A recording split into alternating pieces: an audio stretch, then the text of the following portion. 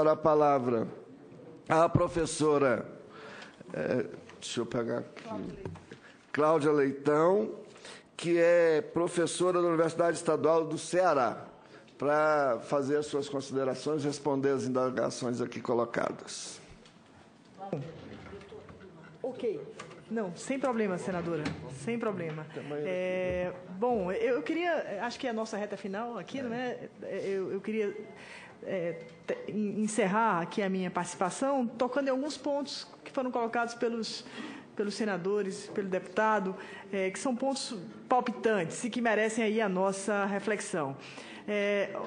O primeiro deles, colocado aqui pela senadora Lídice, é o seguinte: o problema da transversalidade. Há um provérbio que diz o seguinte: quando uma coisa está em muitos lugares, não está em lugar nenhum, não é? Me parece que isso é óbvio. Eu acho que com o tempo e a maturidade a gente vai entendendo isso. Isso acontece na nossa vida pessoal e acontece também na perspectiva do Estado. O artesanato, senador, sofre desse problema. E é o exemplo, talvez, exatamente dessa discussão que ontem eu tive até altas horas da noite com o querido secretário Guilherme Varela. O artesanato já esteve no MIDIC, foi para a Secretaria da Micro e Pequena Empresa, um pedaço dele é tratado como patrimônio cultural no IFAM. Ao estar em tantos lugares, é tão difícil ter uma política nacional, viu, senador, para o artesanato brasileiro. Todo mundo cuida de um pedaço, mas os pedaços nem dialogam. Ora, se no mesmo ministério o sistema não dialoga, imaginem fora dele. Então, nós estamos aqui, às vezes, dizendo que o rei está nu. E talvez a função de um professor seja dizer que o rei está nu. E é tão bom, agora eu não sou mais gestora pública, eu posso falar da perspectiva da universidade, que é a perspectiva da pergunta, né? Eu agora sou grega, posso perguntar, socrática, não é? Eu acho que isso é importante. Então, transversalidade, entendo perfeitamente o projeto atual do Ministério, que trata da economia criativa numa perspectiva transversal, em várias, pensando as vinculadas, pensando as políticas. É muito complicado que eu não quero ser pessimista, eu sempre torço pelo Ministério da Cultura, porque eu torço pelo Brasil. Mas acho que se todo mundo cuida, ninguém cuida. E acho que temas que são tratados por todos acabam não evoluindo. Então, considero que a senadora tem total razão quando ela coloca a dificuldade da economia criativa, que nasce com a sua própria, com o fato de que ela trata de áreas muito diferentes. Imagine do circo ao software. É um negócio enrolado demais. Como é que se vai conseguir, não é, pensar isso, não é, numa perspectiva, agora não há mais nem sequer uma institucionalidade da área no governo federal. Acabou, não há. Não existe mais nada que remeta. Uma secretaria que andou aí balançando, que foi a Secretaria da Economia Solidária, graças a Deus que ela balançou, mas não morreu, né? Mas balançou muito. A da economia criativa balançou e morreu. Então, assim, eu penso que a economia criativa e a economia solidária realmente merecem uma institucionalidade e um diálogo muito importante. Ambas ganharão uma com a outra. Um dos pais da economia criativa, no sentido do meu diálogo, quando cheguei a Brasília, foi o professor Paul Singer. E digo a vocês, foi com ele que eu aprendi a entender o aspecto colaborativo da economia criativa e entender que nós poderíamos dialogar a economia criativa e solidária para criarmos um modelo para o mundo. Olha que coisa, que delírio utópico meu, mas eu imaginei que seria possível isso. Bom, a questão da articulação com o turismo, a senadora tem carradas de razão, não é? Como é difícil esse diálogo interministérios em setores, portanto, que dizem respeito a ambos, né? A economia criativa, ela está no Ministério da Ciência e Tecnologia, ela está no desenvolvimento agrário, porque nós estamos falando de certificação de territórios. Por que na França o camembert faz tanto sucesso e o champanhe? E até o nome champanhe só pode ser usado pela região da Champanha. Exatamente por isso, porque existe lá uma preocupação de vincular o território ao produto. A gente não avança nisso. E poderíamos avançar. Isso tem a ver com o desenvolvimento agrário? Tudo. Isso tem a ver com a cultura? Tudo também. E tem a ver com a ciência e tecnologia? Também, com o MEC também. Agora, a estrutura do Estado brasileiro não é afeita a políticas concertadas. Também vou dizer aqui outra coisa, que o rei está nu, mas essa é a verdade. O Estado brasileiro não consegue, não é, por mais que queira, e eu vejo como são aguerridos os secretários, como a vontade é verdadeira e legítima, reconheço e saúdo. Mas a estrutura não permite. Como é que o Brasil não tem realmente um diálogo profundo entre cultura e turismo? É um problema. Nós estamos aqui diante de problemas por quê? Porque, na verdade, o conteúdo do turismo deve ser o conteúdo da cultura. Nós erramos tanto na divulgação do Brasil para fora. Até hoje sofremos as consequências. Eu vejo o meu estado, a minha cidade Fortaleza, tomada pelo turismo sexual. Então, assim, esvaziamos o conteúdo, falamos só de praia, de sol, como se não houvesse gente naqueles lugares. Matamos a galinha. Então, realmente teríamos que aproximar o turismo da cultura. É uma questão que envolveria um plano. Eu não vejo de que forma nós poderíamos pensar, e eu até acreditei, que depois do plano Brasil Sem Miséria e do Brasil Maior, nós teríamos uma síntese, que seria o Brasil Criativo. Porque era o plano da inclusão, trazendo a juventude para fazer um atalho, porque não dá mais tempo, o Brasil não tem mais nem tempo para uma formação de educação tradicional. Nós temos que continuar lutando por ela, mas trata-se de realizar atalhos. A economia criativa admite nos seus elos formações pequenas. Eu tenho muito medo, sabe, Ana Clévia, dessa pesquisa da Fijan, não pela sua importância. Ela é a única sobre a qual todo mundo fala, inclusive o ministro da Cultura. Agora, ela é cheia de problemas, e aí falo como professora. Não é? Eu brinco muito quando eu digo assim, quando a gente pensa em métodos quantitativos, a gente soma um magrinho e um gordinho e ninguém precisa fazer ginástica, nem fazer dieta. Porque divide por 2, fica todo mundo pesando 50 quilos, está tudo lindo. Não é? Mas a realidade não é assim. A realidade não é a metodologia quantitativa que diz que um profissional do setor criativo ganha 3 vezes mais do que o outro. Some o salário do Tarcísio Meira com um produtor cultural da Baixada Fluminense, dá salário bom para os dois. Mas nós sabemos que uma coisa é o que acontece no Projac, que, logicamente, no Rio de Janeiro, aumenta o salário. Então, a gente começa a vender gato por lebre. Essa área é uma área feita a mitos. Nós temos que destituir. Eu estou agora na universidade, eu estou lutando para desconcertar os mitos criados. Porque, senão, a gente vai ficar dizendo uma coisa que também é messiânica e que também é falsa. Nós precisamos construir uma economia de inclusão dos pequenos. Porque existem pessoas empreendedoras fazendo moda na favela da Maré, no Rio de Janeiro. Estão lá os meus artesãos no Cariri, do Ceará, produzindo artesanato e competindo com a China. Então, nós estamos diante de um jogo muito desigual. E aí vem a ministra, a senadora, até ato falho, né? Chamei a senadora de ministra, vai ver que um dia ela ainda vira. Mas, enfim, ela vai rir quando ela ouvir isso. Mas, enfim, há algumas questões que envolvem desenvolvimento regional. Eu trago aqui o nome de Tânia Bacelar, uma grande fortadiana brasileira, e uma mulher que tem discutido desenvolvimento regional, não é? E diz assim, o Brasil nunca conseguiu ter um projeto de desenvolvimento regional. É impressionante, nós chegamos no século XXI e nós continuamos a pensar um Brasil como uma coisa amorfa, que não tem, portanto, uma visão de equidade, né, de compreensão das vocações. Por isso a importância também da pesquisa, porque eu tenho que entender as vocações das regiões. Né? Nós temos um trabalho, quer dizer, a Amazônia é um celeiro de criatividade brasileira. O trabalho feito hoje na Casa São José Liberto, que é um trabalho lá de Belém do Pará, que são as biojoias da Amazônia, é o encontro da cultura tradicional com um design de alto nível. Mas o problema é que nós ainda estamos lidando, meus caríssimos, com uma economia de atravessadores. O seu exemplo, deputado, fundamental sobre a questão como é que poderíamos dialogar a tradição indígena ancestral para construir o produto contemporâneo. O problema é que tem alguém no meio que leva o produto e que ganha com aquela simbologia, aquela iconografia, com aquele produto, porque não é o índio que ganha. Não é o artesão lá do Cariri que ganha, não é o mestre expedito celeiro lá em Nova Olinda, é o atravessador que leva e que vende depois. Então, nós temos um problema com o gap da distribuição e comercialização. Esse é o maior problema. Por isso que era preciso, como diz aí a senadora muito bem, é que essa decisão partisse de uma vontade política. Parece que falta uma vontade política de tomar isso, não é? Numa perspectiva mesmo de uma liderança que diga, nós vamos resolver isso.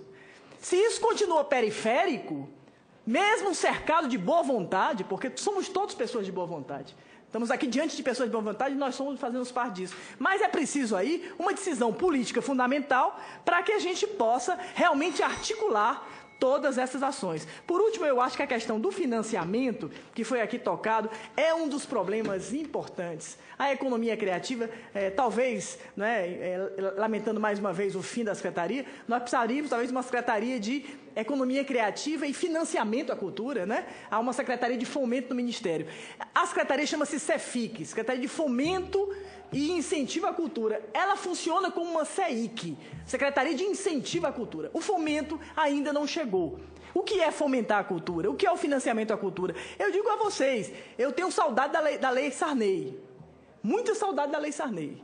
E a Lei Sarney foi produzida por quem? Pela passagem de 1 ano e meio de Celso Furtado no Ministério da Cultura. A Lei Sarney criava uma relação de que o empresariado da região tinha que contribuir para a política pública do Ministério.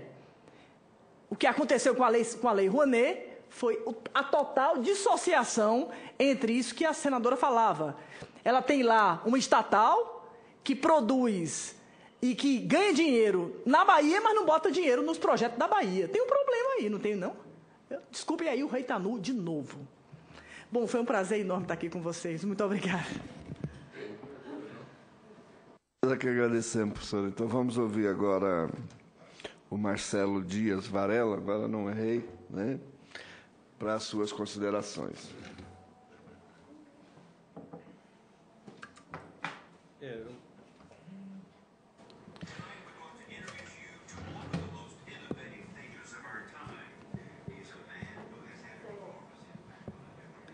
Bem, eu gostaria, se fosse bastante rápido, tendo em vista o avançar da hora, até para dar mais tempo aos meus colegas, eu gostaria de mais uma vez agradecer aqui o convite e a participação dos demais debatedores, com quem eu aprendi muito, e dizer que contamos aí com o apoio de todos para que essas iniciativas de desenvolvimento da contratação de aprendizes em cidades de alta violência, sobretudo nas regiões mais periféricas das grandes cidades, tem aí o apoio de todo, sobretudo na área da cultura, que foi onde a gente colocou o maior número de vagas existentes. Daí, eu acho que, a partir dessas redes, a gente tem certeza que a gente vai conseguir o curso, a gente tem certeza que a gente consegue financiar a vaga, a gente tem certeza que vai ter o jovem interessado, mas a gente ainda tem medo, para ser bem sincero, se as empresas vão contratar, porque daí não existe o hábito, ou mesmo talvez o conhecimento, que agora é possível uma pequena empresa da área da cultura ter um aprendiz, porque até então não só era proibido, como era visto como um crime, que era uma espécie de emprego infantil, contratar um jovem com 16 anos para ser aprendiz, ou 15 anos, e agora o governo está até incentivando, mas essa mudança de cultura empresarial, agora no outro termo da palavra cultura, mas no termo de cultura empresarial leva tempo e a gente precisa do apoio de todos. No mais, eu sou incompetente para responder as perguntas, eu acho que vou deixar meu tempo para o secretário Guilherme Varela, e, para completar, agradeço mais uma vez ao senador. Muito obrigado. Apenas para justificar a minha saída, até aqui ao lado, mas eu ouvi uma boa parte da fala de Cláudia, que a porta estava aberta. A porta estava aberta, porque eu tinha que receber, Vossa Excelência tem a ver com isso também, os representantes. Nós ultrapassamos o nosso tempo e eu tinha uma audiência com os representantes e organizadores dos Jogos Mundiais dos Povos Indígenas. E eles vieram me trazer o material e confirmar a presença na próxima terça-feira, no dia 12, na nossa Comissão de Educação, onde trataremos desse tema com o apoio de Vossa Excelência, e me pediram explicitamente que pudesse conversar com Vossa Excelência, por ser de Tocantins, a respeito desse assunto. Eles têm toda a promoção, o patrocínio do SEBRAE, e é um importante instrumento. Eu estou claramente lutando para levar as Olimpíadas dos Jogos para a Bahia, né? Então, apenas para me justificar. Pode agradecer a informação importante do momento e dizer que estou comprometido com a pauta, estou dentro, e na próxima terça-feira nós estaremos na Comissão de Educação, que, por consequência, geralmente é no mesmo horário dessa comissão. Exatamente. Aqui. Bom, vamos passar a palavra agora para Ana Clévia Guerreiro Lima, gerente adjunta da Unidade Setorial de Serviços do SEBRAE Nacional, para suas considerações. Essa comissão trata do aspecto de desenvolvimento regional. E a gente promover o desenvolvimento regional é algo muito desafiador. Há alguns anos atrás eu estava lá na ponta, né? Também sou cearense, como a professora doutora Cláudia Leitão, somos nordestinas, e nasci numa região né, do sertão dos Inhamuns, no Ceará. O que isso tudo tem a ver com o tema que nós estamos falando aqui de economia criativa? Passa por esse processo de inclusão que o deputado Angelim falou do Acre. No Acre, por exemplo, nós temos um projeto efetivamente de startups digitais. O processo de criatividade, ele não está diretamente vinculado a uma educação formal, o que não significa dizer que essa educação formal ela não seja importante e necessária. Por aí passa o processo de desenvolvimento. Você não precisar sair, eu posso continuar vivendo na minha comunidade indígena, valorizando os meus saberes, as minhas tradições, e não precisar sair do meu local para poder ter acesso às diversas políticas públicas. Que aí passa o processo hoje de uma internet, por exemplo. Nós precisamos que as comunidades ribeirinhas lá da Amazônia tenham acesso à internet. E aí eu começo falando isso para poder ir pegando os ganchos aqui da fala dos dois senadores, de uma forma especial da senadora Lídice da Mata, quando ela fala do turismo.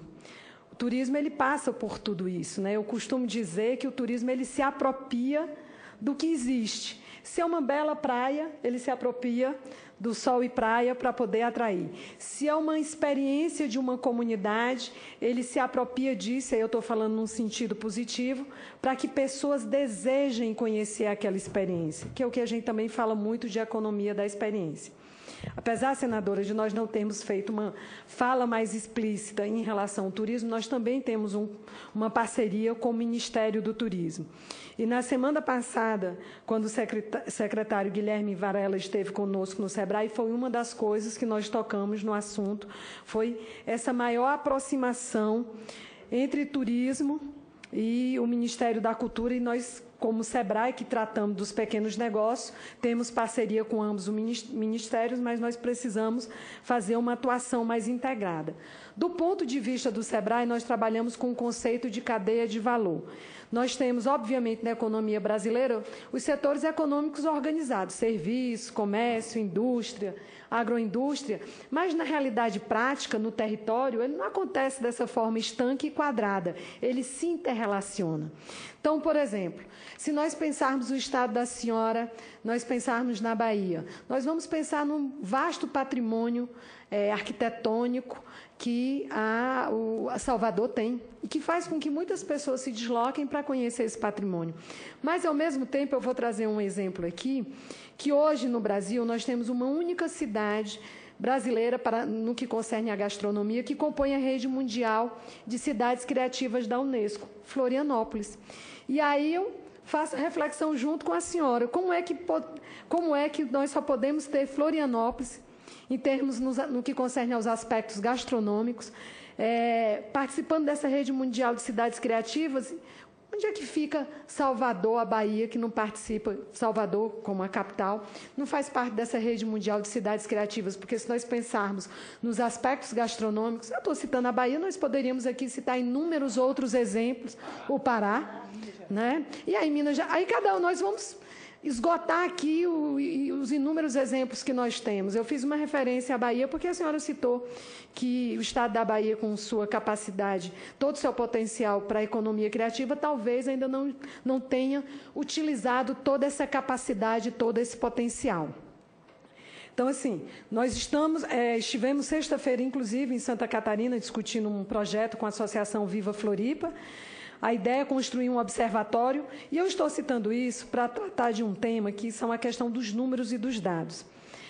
Por que é que o SEBRAE se debruçou e está dedicando tempo e recurso a desenvolver uma metodologia para nós mensurarmos, nós estarmos mais próximos dos dados da economia criativa, de todos os negócios que compõem o que nós chamamos de economia criativa?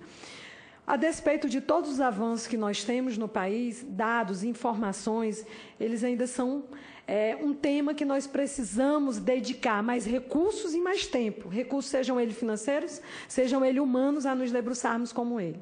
sobre eles. Então, para nós fazermos uma atuação mais assertiva, termos ações que impactem de forma mais direcionada, atendam essas demandas que estão lá na ponta, a gente precisa conhecer melhor. E mesmo nós no SEBRAE que temos estudado, temos nos dedicado a isso, o SEBRAE sozinho não vai fazer a diferença. Nós precisamos ter um conjunto de indicadores que são indicadores Brasil, para os quais nós também contribuímos, mas não temos condições de fazer só. Então, nós desenvolvemos algumas ações, mas faz-se necessário efetivamente aquilo que a senhora falou, uma atuação mais integrada. Nós olhamos aqui para um conjunto de entidades comprometidas que têm interesse, mas efetivamente precisamos estar mais juntos, mais próximos e com ações mais práticas que respondam aos anseios de quem está lá na ponta. No nosso dia a dia, nós temos tido muita atenção com isso. Por isso, como lhe disse, há uma atuação em parceria também com o Ministério do Turismo, existem ações práticas acontecendo. Por exemplo, a professora doutora Cláudia Leitão citou aqui na questão do espumante francês. Nós temos hoje no Brasil, aliás, citou a champanhe francesa, nós temos hoje no Brasil o espumante, produzido lá no Rio Grande do Sul, um vinho com indicação geográfica. Produzido, muitos empresários produzem numa região de sertão que eu tive a oportunidade de conhecer na Bahia alguns anos atrás. Premiado internacionalmente. Então, vejam o que é indicação geográfica. É o vínculo entre uma produção que só é feita naquele determinado território. Então, nós estamos investindo nessas ações porque nós entendemos que isso faz parte do atuar na economia criativa, faz parte do processo do desenvolvimento territorial. Se esses produtores rurais estão lá produzindo esse vinho, que só é produzido ali com uma uva que tem uma determinada característica, etc. e tal, isso possibilita... Isso. E que ainda não explora devidamente, a senhora nos permite. Então, todos esses elementos, eles não podem olhar, nós não podemos olhá-los e observá-los de forma estanque, nós temos que fazer conexão.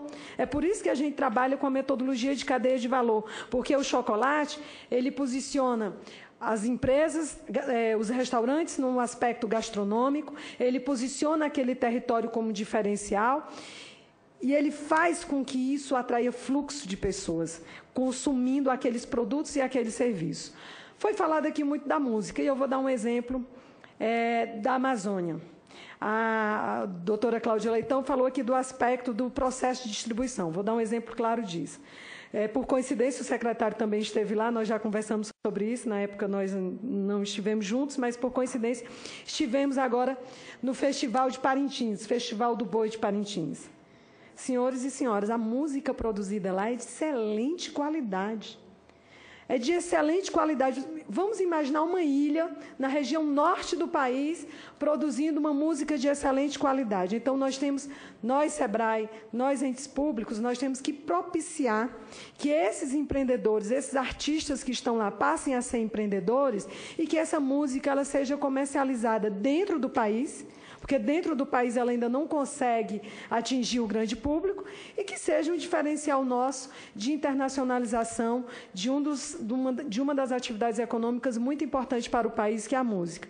Então, eu fiz algumas considerações aqui pontuais para que a gente possa perceber, explicitar o que a senadora falou até, de uma série de elementos que nós temos distribuídos ao longo do país, e que nós precisamos olhar para esses territórios de forma integrada para que a gente potencialize mesmo a promoção do desenvolvimento. Que a internet seja um elemento que ele está lá, eu volto a repetir isso, lá numa comunidade ribeirinha, que aquela pessoa que está, aquele adolescente que está naquela comunidade ribeirinha, ele possa se comunicar e se conectar com qualquer pessoa no Brasil e no mundo. Esse é um dos elementos fundamentais hoje para o processo de desenvolvimento no Brasil e no mundo. E nós temos que... Sempre a gente bate no processo da educação, né? No SEBRAE nós pensamos educação empreendedora, mas fica para todos nós, enquanto cidadãos e para essa casa, reflexão do processo de como a educação brasileira hoje pode contribuir, pode e deve contribuir para o processo de desenvolvimento econômico. Passa pela educação. Bom, essa é a nossa fala, é ressaltar a satisfação de termos estado aqui, dizer que o SEBRAE está à disposição, que nós conectamos internamente economia criativa, turismo, conectamos o agronegócio, porque nada disso ele está separado. Agora, os desafios de promoção do desenvolvimento, eles são inúmeros, e nós entendemos que nós somos um dos entes, uma das entidades que deve contribuir e que trabalha cotidianamente para contribuir para o desenvolvimento do Brasil por meio do fortalecimento dos pequenos negócios, que é a nossa missão e o nosso desafio. Obrigado, Ana Clévia, pela contribuição. Vamos agora ouvir o senhor Guilherme Varela, secretário de Políticas Culturais da Secretaria de Economia Criativa do Ministério da Cultura. A Secretaria de Políticas Culturais, não de Economia Criativa. Porque a discussão é justamente essa. Pois aí eu estou aqui numa dúvida afrói. É isso. Obrigado, senador. E foi bom até o senador colocar assim, porque a gente pode discutir a respeito disso. Eu queria dialogar com as três falas, agradecer muito a contribuição do deputado, da senadora Alice, do presidente Donizete. Só dizer antes que a senadora acabou de receber aqui o material dos Jogos Indígenas, né, que vai acontecer. O ministro vai abrir os Jogos Indígenas agora, vai estar na cerimônia de abertura, o Ministério está apoiando os Jogos Indígenas. É essencial, e mais do que isso, e tratando do nosso ponto específico da questão do apoio a esses empreendimentos, que foram lembrados pelo deputado também, dos segmentos das culturas indígenas, populares, os povos ribeirinhos, quilombolas, essa região que foi citada pela Ana Clévia, ali de Parintins, a região norte, que é uma região essencial em que as dinâmicas de economia da cultura se desenvolvem, muito a partir também das comunidades quilombolas e indígenas. A gente vai abrir mais um espaço, uma incubadora de formação de empreendimentos culturais de economia em Parintins, vai ser inaugurado em breve agora, já acredito dentro de um mês a gente já deve estar inaugurando, então mais um espaço que dialoga totalmente com o que o senhor colocou. Tentando já responder as principais questões que foram trazidas, eu acho que a senadora tocou num ponto muito importante, que não é o ponto da transversalidade, é o ponto da transversalidade, mas mais importante que o da transversalidade é o ponto de pensar grande. Isso que a senadora trouxe na fala é essencial, porque é preciso pensar grande a economia da cultura. Não dá para pensar pequeno, não dá para pensar restrito, não dá para pensar hiperlocalizado, não dá para pensar dentro de uma institucionalidade que não tem peso político, não dá para pensar dentro de uma institucionalidade que não consegue refletir em ações reais, em políticas, em ações, as coisas que precisam se refletir. E hoje o Ministério da Cultura tem que pensar grande no seu papel. O governo federal e os ministérios que estão envolvidos têm que pensar grande o papel da economia da cultura. E a gente pode dizer, senador, inclusive usando a própria citação que a querida professora Cláudia colocou, que nessa dimensão estratégica, nessa dimensão potencial que tem a economia da cultura, que articula vários ministérios, que articula internacionalmente vários países, que pensa a participação social, que tem a questão de ativar a cultura no PIB nacional e etc., nessa dimensão estratégica, a questão de se está em todos os lugares, não está em lugar nenhum, a gente recebeu o Ministério da Cultura ainda com uma Secretaria de Economia Criativa, e essa pauta não estava em lugar nenhum nessa dimensão. Nessa dimensão que a gente está falando, não estava. E é muito importante que a gente reconheça isso. É importante que o Estado consiga fazer um diagnóstico real das coisas que estão sendo colocadas, das coisas que estão dando resultados. O que aconteceu? E é ruim diagnosticar isso, mas é preciso diagnosticar isso. O fato de haver uma secretaria específica, a Secretaria de Economia Criativa, para tocar essas pautas, desobrigou o restante do Ministério da Cultura a desenvolver a pauta da economia em suas ações. Isso é muito sério. Por quê?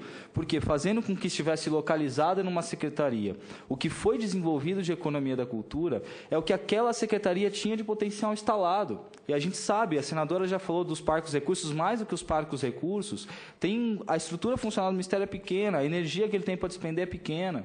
E colocado naquela secretaria, o que aconteceu? Não se desenvolveu nas outras instâncias do Ministério a expertise para tocar a economia da cultura. E é preciso desenvolver essa expertise. É preciso que o IPHAN ele consiga pensar e colocar seus 1.000 funcionários que tem para pensar a questão da economia nas suas ações de patrimônio. É preciso que ele, como máquina institucional, desenvolva essa expertise. É preciso que o sistema de museus pense a economia dos museus, pense um sistema de endowments, pense a relação com a iniciativa privada, pense a presença dos museus como ativador nas cidades. O IBRAM não estava pensando isso, é preciso que ele desenvolva isso. É preciso que a Secretaria do Audiovisual, junto com a Ancine, pense o audiovisual, linkando fomento, financiamento e acesso também numa perspectiva econômica. Não estava sendo desenvolvido isso no Ministério. O que estava sendo desenvolvido no Ministério é uma pequena parte que o Ministério tinha capacidade, infelizmente, de tocar, que estava relacionado a alguns projetos, que eram projetos ainda incipientes, que a gente precisa potencializar, que são importantes, que dizem respeito ao desenvolvimento regional, que a senhora tocou, que dizem respeito às questões relacionadas ao pensamento crítico e à formação de dados no campo da cultura e da economia da cultura, mas do ponto de vista amplo, estratégico, com essa potência que tem que ter, que todo mundo aqui na fala colocou, não estava. Então é ruim concluir, a gente dentro do reinado, a gente próprio dizer que o rei estava nu, a gente precisava cobrir de institucionalidade de potência isso. Né? Então, o que acontece? Hoje foi preciso trazer força política para essa pauta, recontaminar a esplanada da importância dessa pauta, porque ela tem a centralidade que a senadora colocou, e fazer com que o Ministério ganhe isso. E aí, acho que o presidente Donizete colocou uma questão essencial, é preciso que as áreas meio pensam como áreas meio e consigam fazer isso, de fato transversalizar. Hoje, a Secretaria de Políticas Culturais, ela não está incumbida de tocar a pauta da economia da cultura. E por isso a confusão no nome ela foi muito oportuna. Ela trata das pautas que são estruturantes no Ministério e faz com que todas as áreas trabalhem as pautas estruturantes. Por exemplo, o Plano Nacional de Cultura, uma coisa essencial que o senador trouxe aqui. O Ministério da Cultura tinha uma cultura de gestão, uma cultura política de gestão que fazia os seus planejamentos independente de considerar o seu plano setorial, assim como o Ministério da Educação considera o Plano Nacional de Educação, assim como o Ministério da Saúde considera o seu plano setorial. Isso é constitucional, é preciso que os planos plurianuais, eles considerem seu plano plurianual. O que fazia o Ministério, senador? Pensava ação específica, falava assim, vamos pensar aqui uma ação de fomento ao livre leitura. Formação de leitores, ótimo. Daquela açãozinha ia ver se tinha alguma correspondência no plano de trabalho, do plano de trabalho ia ver se tinha algum orçamento destacado para isso, se tinha algum orçamento ia ver se estava no PPA, e se estava no PPA ia ticar lá no Plano Nacional de Cultura, que é o nosso plano setorial com vigência, senador, de 10 anos, para ver se tem alguma correspondência no Plano Nacional de Cultura que calce. E um plano que foi referendado socialmente, construído em 10 anos por 2 conferências nacionais, uma série de seminários, de colegiados, com muita gente participando, para ver se estava batendo, ou seja, uma irracionalidade lógica. Essa pauta do Plano Nacional de Cultura não é uma pauta de uma secretaria, é uma pauta do Ministério. Ter um Sistema Nacional de Informações e Indicadores Culturais, inclusive no plano da economia, não é uma pauta de uma secretaria, é uma pauta de um Ministério. E uma pauta que agrega institutos de pesquisa, universidades, etc. A pauta da cultura digital é uma pauta do Ministério. Todo mundo está tendo que desenvolver a questão da cultura digital e criar a sua expertise para isso. Porque, senão, pela estruturazinha que tem o Ministério, se isso não tiver um peso ministerial, e o peso ministerial o próprio ministro está dando, tanto que eu comecei minha fala dizendo que a questão da política das artes e a questão da política da economia são as 2 prioridades do Ministério da Cultura, se isso não for feito, não vai ser só a institucionalidade que vai resolver. As institucionalidades vão ajudar. E as institucionalidades vão ser criadas assim, junto com a expertise, e vou concluir, com a expertise e a musculatura em cada área. É impossível pensar que a gente desenvolva hoje uma política para os pontos de cultura nacionalmente, que tenha capilaridade, que tenha inclusive dimensão internacional, sem fazer com que a área que esteja desenvolvendo a política pense a estratégia econômica dessa política. Então, a gente chegou num ponto que foi preciso fazer um diagnóstico, que foi preciso tomar uma atitude para que se fizesse reverberar, inclusive, as ideias que estão no Plano Brasil Criativo. Porque foi um processo programático interrompido. E fazer com que esse plano que foi estruturado, inclusive outros planos que foram estruturados antes, inclusive planos internacionais que podem servir para o Brasil, para encontrar o seu modelo, porque a gente só concebe um modelo original bebendo de outros modelos, para isso acontecer, a gente precisa fazer com que o Ministério inteiro esteja incumbido disso. Que isso seja central no seu programa, e não que isso seja central em apenas um lugar limitado, restrito. Então, nós estamos saindo de uma questão, e aí concluo efetivamente antes do terceiro sinal, que nem teatro. É preciso fazer com que isso saia de uma questão restrita, que dentro do espectro todo das economias da cultura estava abarcando uma parte apenas, uma questão de localização e de energia muito circunscrita, para ganhar a dimensão estratégica grande que o Ministério da Cultura e que o governo federal tem que fazer. Se não for assim, a gente não vai avançar. Se não for assim, não adianta só ter um plano muito bem estruturado. Se for assim, não adianta só ter uma estratégia. Se não for assim, a gente não vai fazer com que o governo coloque na centralidade. Porque quando a gente vai estar sentando com o MCTI, a gente está sentando para falar isso. Não adianta o Ministério ter só uma institucionalidade que vai dar conta. O Ministério inteiro está incumbido disso e o MCTI tem que estar incumbido disso. O MDIC tem que estar incumbido disso. A Secretaria de Micro e Pequena Empresa tem que estar incumbido disso. Os parceiros vão nos ajudar nisso.